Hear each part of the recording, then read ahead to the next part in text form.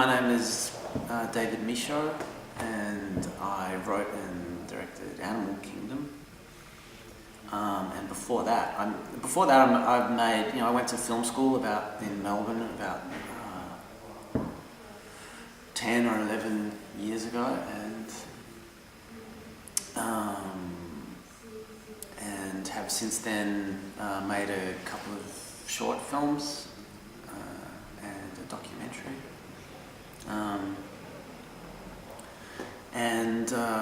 and then completed Animal Kingdom in 2000, the end of 2009. I played at Sundance in 2010, and now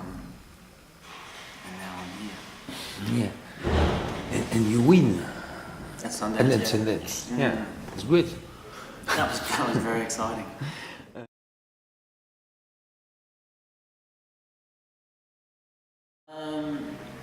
It came from.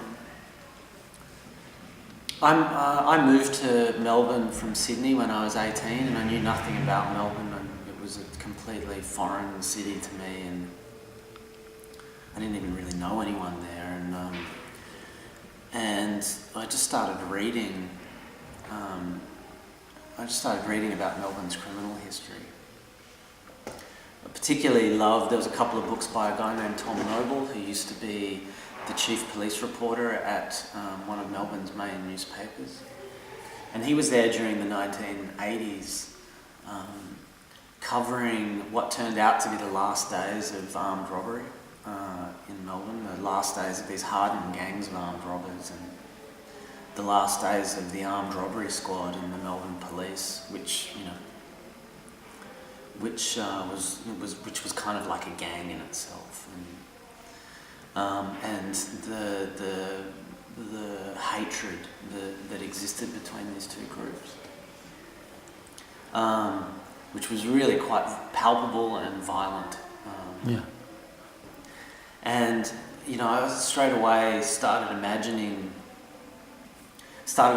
a kind of a Melbourne crime story set in this world, in this kind of world. I knew I didn't want to make a film set in the 80s for a bunch of different reasons, but I was very, very intrigued by this particular like what was essentially like the last days of the old school bandit and the old school cop as well. Yeah.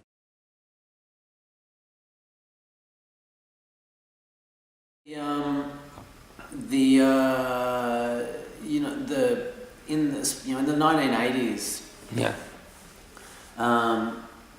there was the way this stuff functioned in Melbourne was very different to everywhere else in Australia. And there was the armed robbery squad in the Melbourne police was notoriously dangerous and notoriously hardened. And it was widely known that they had the most dangerous job in the police force because they were dealing with the most dangerous criminals. And there was a certain, maverick culture in the armed robbery squad in those days. And for one reason or another, people were being shot dead by the police in Melbourne during that period, way more than anywhere else in Australia. And so there was very definitely at that time a sense of an almost kind of Wild West that existed between these hardened criminals and these hardened cops. That culminated at the end of the 80s in one particular event, which is kind of loosely represented in Animal Kingdom, which was the random revenge killing of two young cops by a particular gang of armed robbers, avenging the death of one of their friends who had been who had been killed by the armed robbery squad the day before. And that event was so chilling to me, so unusual, that I immediately started imagining a crime film around that event.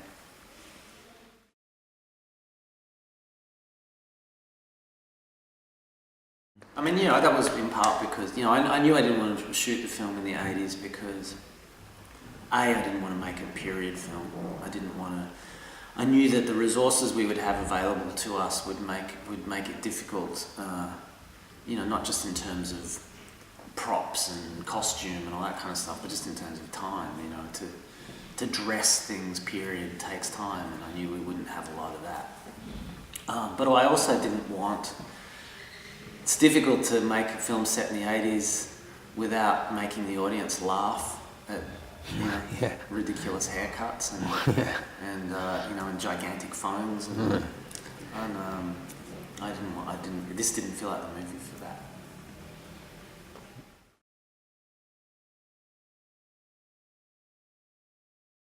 This choice, was it to reinforce the realism of the movie?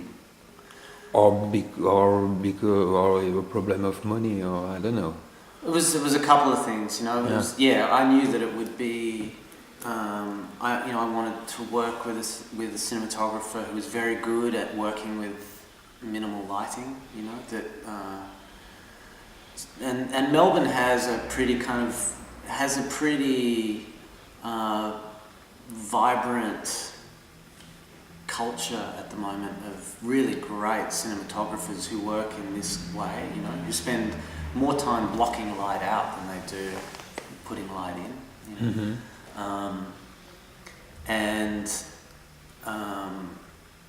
And Adam Arkapour, who shot the film, is one of the, you know, he's a young guy, but he's incredibly good at what he does, and this was actually his first proper feature film. And you know, and it was, but so I knew that would help us move quickly, but I also liked, I wanted this film to feel menacing, if not frightening, and I felt that would be aided by having it feel natural. Yeah.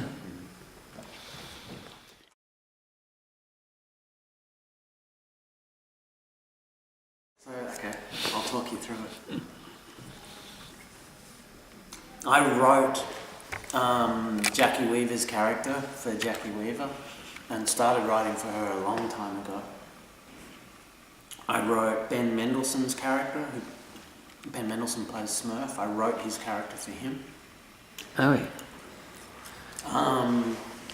Because I just knew, I had a sense of what I wanted these characters to be, and I loved the idea of taking Jackie's and Ben's exceptional talents, but also their personal qualities, and putting them into these particular characters. Same for Joel Edgerton, but I started writing for him a little bit later when I actually became good friends with him, and knew I wanted him to play the character that he plays. Luke Ford is a great Australian actor who I had never seen before. I had seen before. He was in a movie called The Black Balloon, playing an autistic kid. And the kid was so retarded in the movie that I had no idea who he was or what he was like, you know. And when I tested him, he was just great. He was the very first person we tested for anything, and he was just wonderful. And I love his performance in the movie. He doesn't get as much attention in the press as all the other actors do, because his performance is very controlled, you know, it's very repressed, but it's so important, and it's so, I think very powerful. And then Sullivan's just a great actor. Sullivan Stapleton, who plays Craig, is just a great actor who has been working in Australian television for, I don't know, probably 15 or 16 years, and just hasn't had that great character to play, you know. And it's, you know, it was wonderful. It was wonderful watching the excitement that he felt finally getting to do something weighty. This show and tell thing's getting silly, but Guy Pearce. I didn't know Guy. I'm a huge fan of his. You know, it's a cliche to call an actor versatile, but I think it's a description that fits Guy very aptly. You know, he can play any kind of character, and I actually think that's quite a rare quality in an actor. We sent him the script to see if he would play the cop character that he plays, and I didn't. He was the first person we sent the script to, and he said yes, and he said yes very quickly and very positively, which was a great confidence booster for me, because you know, I had no idea whether or not the material was going to work or whether or not any people were going to respond to it, and that he responded to it so quickly and so well was very exciting. And then there was James Freshville, who plays the kid, who, you know, it was just the search for a kid. We saw about 500 kids, and firstly, he was just the best actor, you know, he had, which was amazing, because he was 17 when we did the movie, and he was still in high school, and he just had this amazing natural performative ability. He just knew how to act, and I don't know how he knew that. I don't know how he knew how to, you know, how to fill a scene full of detail, and how to listen, you know, how to listen to the other people in the scene, and how to break a scene into beats, and you know, all that stuff that actors do. He just kind of seemed to know it intuitively. I also liked how big he was as well. He's 6'2", and Yeah. he looked on some physical level like he belonged in that world, but was still very clearly a kid. That was a long answer to that question.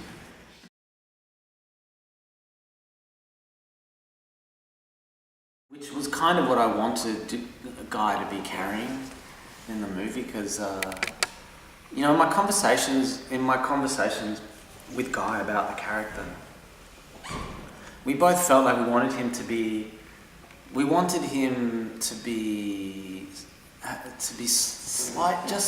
subtly unusual, to be distinct from his colleagues, who, you know, demonstrate pretty regularly that they are, you know, quite dangerous and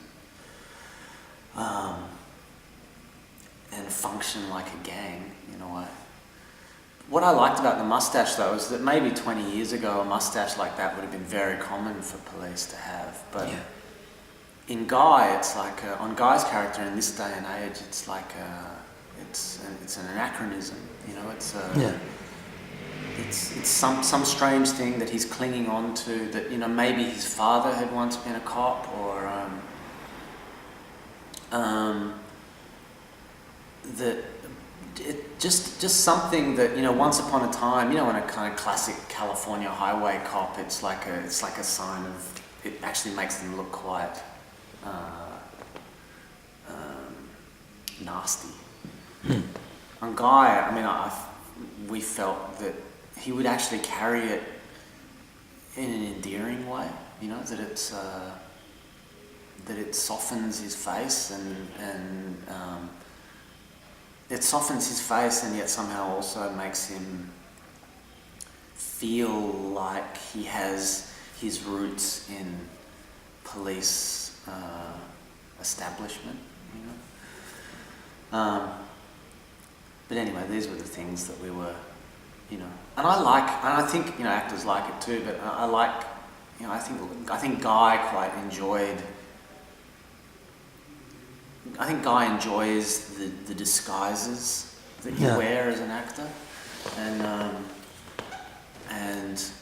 you know, and I think he enjoyed wearing the mustache. I noticed that the second we wrapped, he shaved it off, though. So he couldn't wait to get rid of it.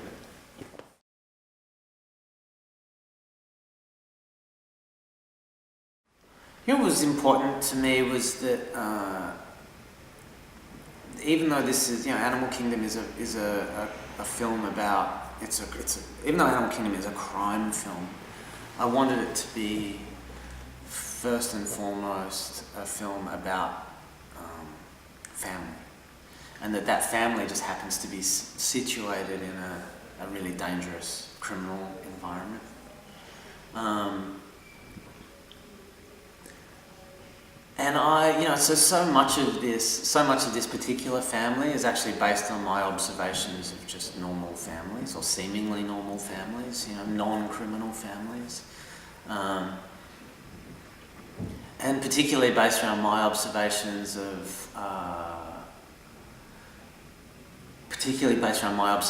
families that appear very close.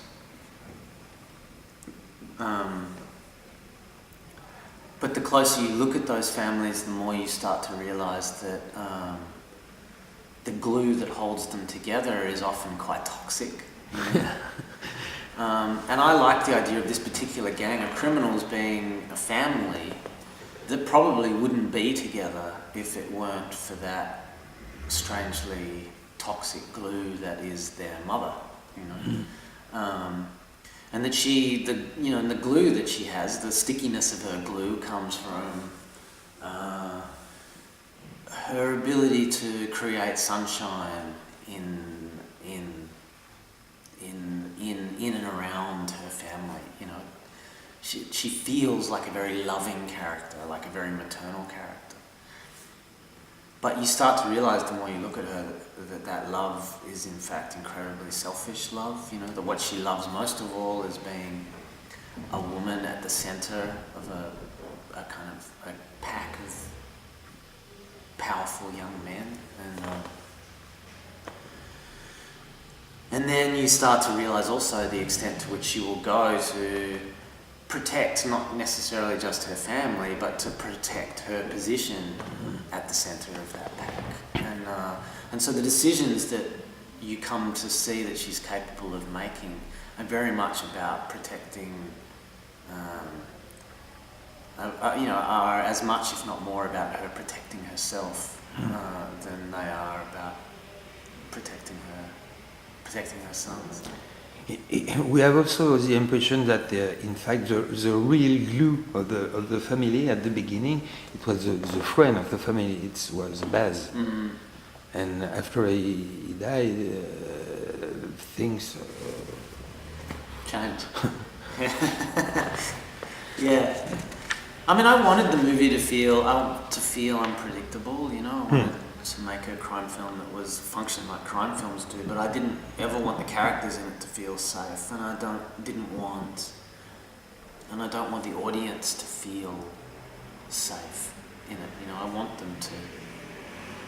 I like that people, for a certain point at the beginning part, the beginning of the film, actually don't quite know how they're supposed to be feeling. They don't quite know what. They don't even necessarily know exactly where the centre of the film is, and that things throw that off balance, and to a certain extent it begins to feel like the characters in the movie are actually competing for ownership of the movie, and that hopefully that all gives it a certain sense of unpredictability.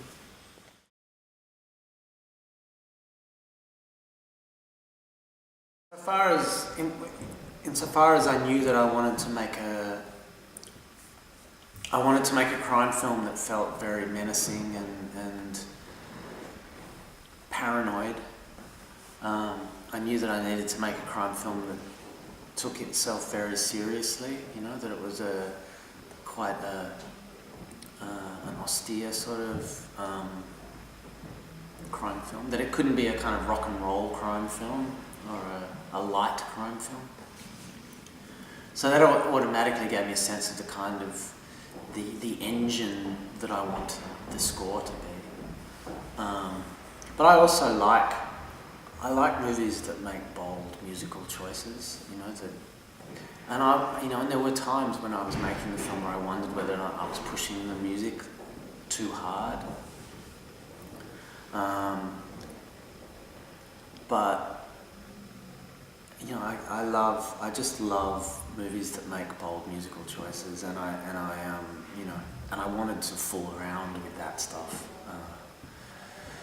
I mean, having said that, it's not like I'm kind of just clubbing people over the head with, you know, industrial noise. But you know, it's but I just love, it's one of the things I love about cinema, is that confluence of music, image and music, and I love movies that do that boldly, and I just wanted to, you know, I wanted to take the risk of fooling around with that. I take the risk of making bold choices. How do you work with the compositor? Did you work before the shooting, or he wrote the music after? He because there is an organic symbiosis between image and music. Anthony Partos actually came on quite late in the process, because someone else was originally going to do the score, who I had worked with before, but she couldn't for one reason or another, and Anthony came on board. Anthony's very experienced, he's a wonderful person, and it just, you know, he was based in Sydney where we were cutting the film, and I just worked very intensely with him. I mean, Luke Doolan, the editor of the film, and I we did a temp score. We cut to music from all over the place, and did it in a very detailed way, which I think made Anthony's job a lot more difficult, you know, because it meant that what we wanted was very specific, but we obviously didn't want him to just recreate what we had done. You know, I very much wanted the score to be whole and complete and of you know, from Anthony's imagination. But that, you know, can be difficult. So we worked together while, you know, during the edit and for a long time afterwards, and putting the music together, and because I just love it. I love. It's almost like I get to have that experience of making music without being able to make music.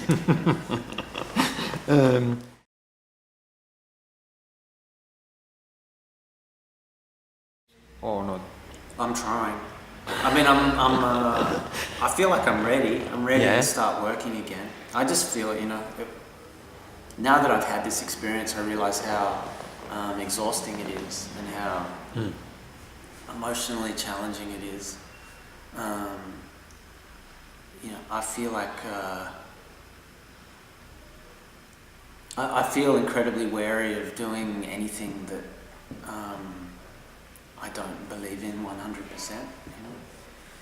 know, because it just takes so long. It takes so long, and it's so exhausting, and it makes me go crazy, and so I just feel like I'm taking a while to decide what the next thing is, because I want to believe in it completely.